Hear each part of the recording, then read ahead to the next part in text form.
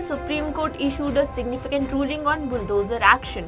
The court declared that if the home of an accused or convict is demolished without following due legal process, their family will be entitled to compensation and responsible officials will face consequences. Emphasizing the separation of powers, the court stressed that the executive cannot assume the judiciary role and property cannot be demolished without a court order.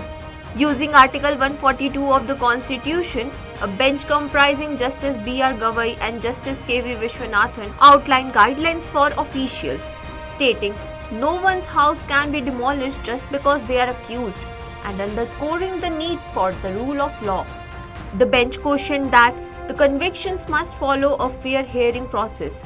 The court directed that no demolition should occur without a show cause notice, and that even after such notice, demolitions cannot proceed for at least 15 days.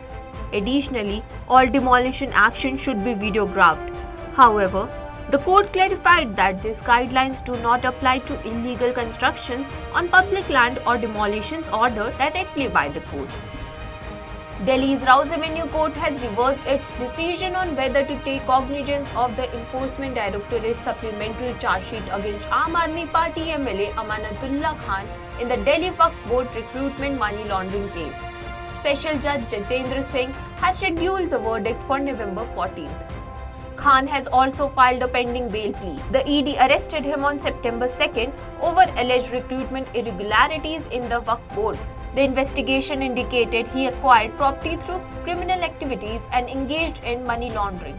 4 others have been arrested in this case, while Mariam Siddiqui has been named in the charge sheet but remains at large. The Supreme Court has directed the Government of India and Delhi authorities to respond to a public interest litigation requesting the implementation of the land pooling and green development area policy in the National Capital Region.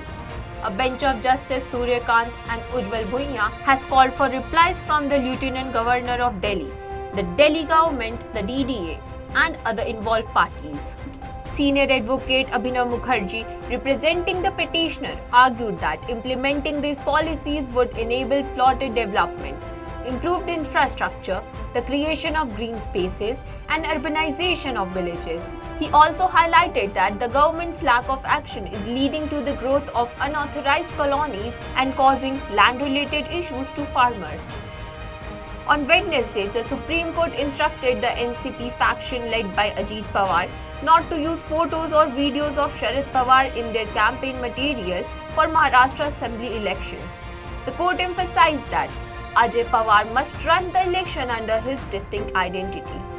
A bench consisting of Justice Suryakant and Justice Ujjwal Bhuiyan was hearing a petition filed by Sharad Pawar, seeking to prevent Ajit Pawar from using the clock election symbol. Previously, the court had directed Ajit Pawar to use advertisements with a disclaimer regarding the election symbol. Senior advocate Abhishek Manu Singhvi, representing Sharad Pawar, presented examples of posters and social media content that violated this order. On Wednesday, the Karnataka High Court rejected a petition from Union Bank of India, which sought a directive for the government to transfer the investigation into an alleged scam involving the Karnataka Maharishi Valmiki Scheduled Tribes Development Corporation Limited to the CBI. Justice M. Nagaprasanna's bench dismissed the argument that Section 35A of the Banking Regulation Act warranted such a transfer, stating that allowing this request would enable every banking institution to make similar demands, potentially rendering the DSP Act ineffective. As a result, the court dismissed the petition for a CBI probe. Watch our special programs and share the videos to stay updated with the daily court proceedings.